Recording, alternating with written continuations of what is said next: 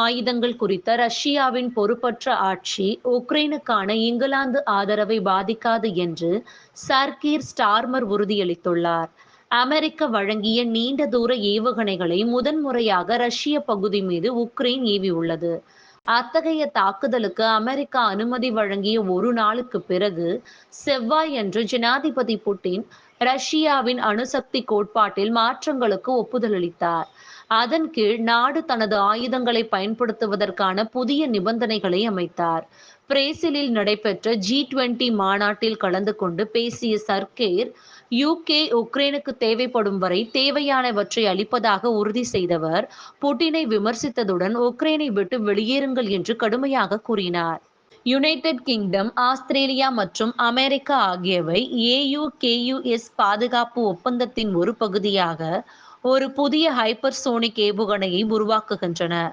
3 நாடுகளும் ஹைப்பர்சோனிக் விமான சோதனை மற்றும் பரிசோதனை திட்ட ஏற்பாட்டில் ஹைப்பர்சோனிக் ஆயுதங்களின் வளர்ச்சியை துரிதப்படுத்த கையெழுத்திட்டனர். இந்த ஒப்பந்தத்தில் 2028ஆம் ஆண்டுக்குள் 6 கூட்டு விமான சோதனைகள் அடங்கும். இதற்காக 252 மில்லியன் நிதியளிக்கப்பட்டது. ஒப்பந்தத்தின் குறிக்கோள்கள் என்ன என்றால், 3 நாடுகளின் கூட்டு பாதுகாப்பை பலப்படுத்துதல், கூட்டாளி நாடுகளின் ஆயுதப்படைகளின் செயல்பாட்டு திறன்களை மேம்படுத்துதல், அவர்களின் தொழில்நுட்ப விளிம்பை பராமரிக்கவும், அந்தந்த நாடுகள் மற்றும் பரந்த இந்தோ பசிபிக் பிராந்தியத்தின் பாதுகாப்பை உறுதி செய்யவும் கையெழுத்திட்டனர். ஹைப்பர்சோனிக் ஏவுகணைகள் நீண்ட தூரம் தாக்கும் ஏவுகணைகளாக இருக்கும். அவை ஒலியின் வேகத்தை விட வேகமாக செல்லக்கூடியவை. அவை நிலம், கடல் அல்லது காற்றிலிருந்தும் ஏவப்படலாம்.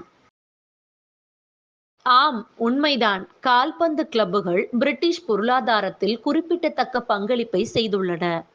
பிரீமியர் லீக் மற்றும் அதன் கிளப்புகள் ஒவ்வொரு ஆண்டும் இங்கிலாந்து பொருளாதாரத்திற்கு பில்லியன் கணக்கான பவுண்டுகளை வழங்குகின்றன. 2021-2022இல் பிரீமியர் லீக் மற்றும் அதன் கிளப்புகள் UK பொருளாதாரத்திற்கு 8 பில்லியன் பங்களித்தன. பிரீமியர் லீக் 2021-22இல் நேரடி வரி வருவாயில் 4.2 பில்லியன் ஈட்டியுள்ளன. பிரீமியர் லீக் மற்றும் அதன் கிளப்புகள் 2021-22இல் UKயில் 90,000க்கும் மேற்பட்ட வேலைகளை ஆதரித்தன. அது மட்டுமல்ல, கால்பந்து கிளப்புகளும் சமூக தாக்கத்தை ஏற்படுத்துகின்றன. அர்செனல் போன்ற கிளப்புகள் இளைஞர்களை வளர்ப்பது மற்றும் சமூக முயற்சிகளை ஆதரிக்கிறது. விளையாட்டு மக்களை ஒன்றிணைப்பதன் மூலம் வலுவான சமூகங்களை உருவாக்க உதவுகிறது. கேம்பிரிட்ஜ் அகராதி பிரபலங்கள் மற்றும் சமூக ஊடகங்களின் பயன்பாட்டிற்கு பிறகு இந்த ஆண்டின் சிறந்த வார்த்தையாக மேனிக் பெஸ்ட் என்ற வேர்டை வெளிப்படுத்துகிறது. கேம்பிரிட்ஜ் அகராதியின் 2024ஆம் ஆண்டின் சிறந்த வார்த்தையாக மேனிக் பெஸ்ட் தேர்ந்தெடுக்கப்பட்டுள்ளது.